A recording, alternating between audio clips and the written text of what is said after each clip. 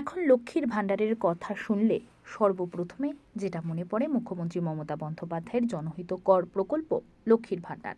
আর কাকদ্বীপ অমৃতায়ন সংঘের এবারের পুজোর থিম লক্ষ্মীর ভাণ্ডার। কৌতূহলী জনতার বা এলাকাবাসীর প্রশ্ন, এই লক্ষ্মীর ভাণ্ডার অর্থ ধনের দেবী লক্ষ্মীর ভাণ্ডার না মুখ্যমন্ত্রী মমতা বন্দ্যোপাধ্যায়ের প্রকল্প লক্ষ্মী ভাণ্ডার? আর এই প্রশ্নের উত্তর খুঁজতে দক্ষিণ 24 পরগনা জেলার কাকদ্বীপ পাকাপোল সংলগ্ন এলাকার অমৃতা অ্যান্ড সংঘের 401 বছরের পুজোর দুর্গা উৎসবের প্রায় 5000 বাঁশ দিয়ে তৈরি দুর্গা মণ্ডপ দর্শন করতে হবে।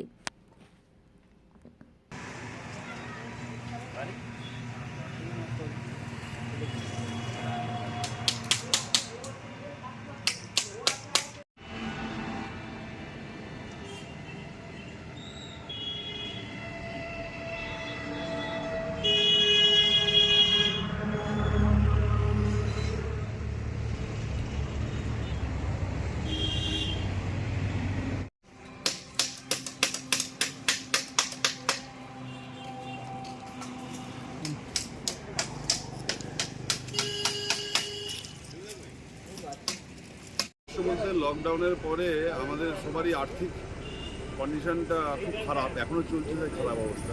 তার মনে হলো যে মা যদি লক্ষ্মী ভাণ্ডারে আছে, মা যদি নতুন রূপে আমাদের আর্থিক সংকটটা দূর হয়, সেই হিসেবে আমার এই লক্ষ্মী ভাণ্ডারের লক্ষ্মী ঠাকুরের ভাণ্ডারটা করছি মণ্ডপ। তার সঙ্গে সঙ্গে ওই কিছু কারুকার্য থাকবে লক্ষ্মী ভাণ্ডারে, যেগুলো থাকে সোনাদানা যেগুলো থাকে। লক্ষ্মী ভাণ্ডারে তো আমরা টাকা পয়সাই দিই, এই টাকা পয়সা দিয়ে কনসেপ্ট দিয়ে ডেকোরেশন করা। কতদিন ধরে তৈরি হচ্ছে? 1.5 মাস ধরে। মানে আগামী 1 মাসের মধ্যে শেষ হবে? হ্যাঁ। কত মিস্ত্রি বা কত টাকা বাজেট ধরা হয়েছে? আমার হচ্ছে 6 জন করে 12 জন মিস্ত্রি কাজ হচ্ছে, ডেকোরেটর আর আমাদের মিলে 12 জন মিস্ত্রি কাজ হচ্ছে। কত বাঁশ রয়েছে মনে হচ্ছে?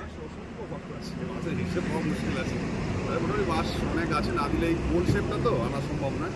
মানে অন্যান্য শেপ ঠিক আছে, কিন্তু গোল শেপটা একটু সমস্যা থাকে, মানে সেটা করতে গিয়ে অনেক বাঁশ টাক খেয়ে যায়। আমরা পরিচয়? আমার নাম বিশ্বজিৎ পাড়ই, আমি প্রতিমা শিল্পী এবং থিম মেকার একজন।